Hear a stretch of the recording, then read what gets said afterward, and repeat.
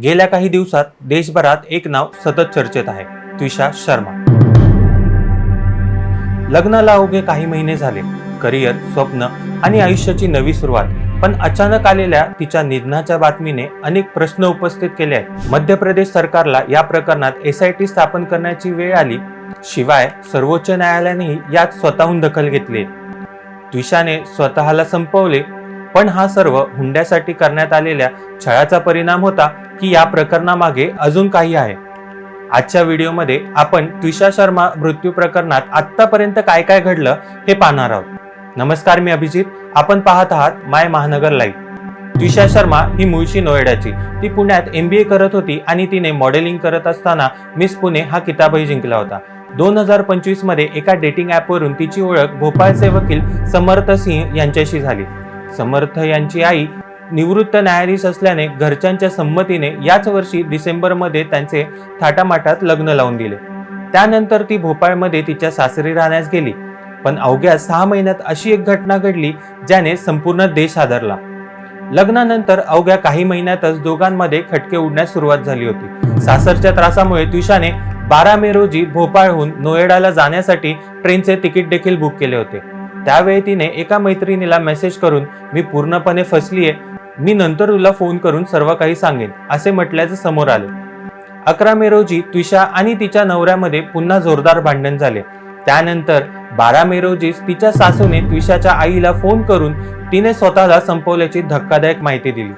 त्विषाच्या कुटुंबियांनी तत्काळ भोपाळकडे धाव घेतली, पण यावेळी त्यांना संशय आला आणि त्यांनी थेट नजीकचे पोलीस ठाणे गाठले। सुरुवातीला पोलिसांनी त्विषाच्या घरच्यांची तक्रार घेण्यास टाळाटाळ केली आणि केवळ आकस्मिक मृत्यूची नोंद केली। सासू निवृत्त न्यायाधीश आणि नवरा क्रिमिनल लॉयर असल्यामुळे त्यांनी पदाचा गैरवापर करून पोस्टमॉर्टम रिपोर्टमध्ये फेरफार केल्याचा संशय घरच्यांना आहे। तसेच पोलिसांनीही पुराव्यांमध्ये छेडछाड केल्याचा आरोप घरच्यांनी केलाय। याचमुळे मध्य प्रदेश सरकारला या प्रकरणात SITची स्थापना करावी लागली। दरम्यान त्विषाच्या मृत्यूनंतर तिचा नवरा समर्थ फरार झाला होता। तब्बल 10 दिवसांनी त्याने न्यायालयात शरणागती पत्करली आणि पोलिसांनी त्याला अटक केली। घटनेच्या रात्री दोघांमध्ये नेमकं काय झालं याचा जबाब त्याने पोलिसांना दिला आहे। मृत्यूबाबत संशय असल्यामुळे कुटुंबियांनी 13 दिवस मृतदेहावर अंत्यसंस्कार केले नव्हते। यानंतर उच्च न्यायालयाने दुसऱ्यांदा पोस्टमॉर्टम करण्याचे आदेशही दिले। कुटुंबाचा आरोप होता की लग्नानंतर तिचा मानसिक छळ केला जात होता, तर हुंड्यावरून तिला त्रासही दिला जात होता। दुसरीकडे तिच्या सासरकडच्यांनी मात्र वेगळे सेवेदावे केले। यामुळे हे प्रकरण फक्त स्थानिक तपासापुरते मर्यादित न राहता देशभरात चर्चेचे कारण बनले। विशेष म्हणजे सर्वोच्च न्यायालयानेही या प्रकरणाची दखल घेतली। या प्रकरणाचा तपास आता CBI कडे सोपवण्याचे आदेश न्यायालयाने दिले आहेत।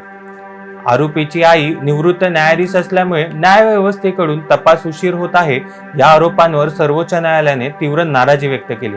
सरन्यायाधीश सूर्यकांत यांच्या खंडपीठापुढे हे प्रकरण सध्या सुरू आहे। एका तरुण मुलीने आपला जीव गमावला आहे।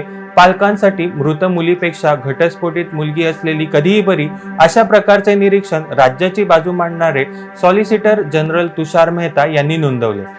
हे प्रकरण अद्याप न्यायप्रविष्ट आहे। सध्या तपास सुरू असल्यामुळे कोणत्याही निष्कर्षावर पोहोचणे योग्य ठरणार नाही। स्वतःला संपून घेतलं, हुंडाबळी की इतर काही कारण, याचं उत्तर आता तपास यंत्रणा आणि न्यायालयीन प्रक्रियेतून समोर येईलच।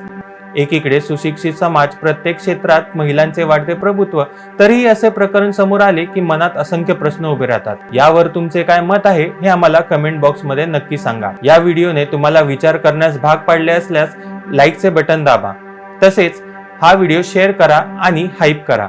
अशाच घटना आणि इतर बातम्यांसाठी आमच्या चॅनलला नक्की सबस्क्राईब करा।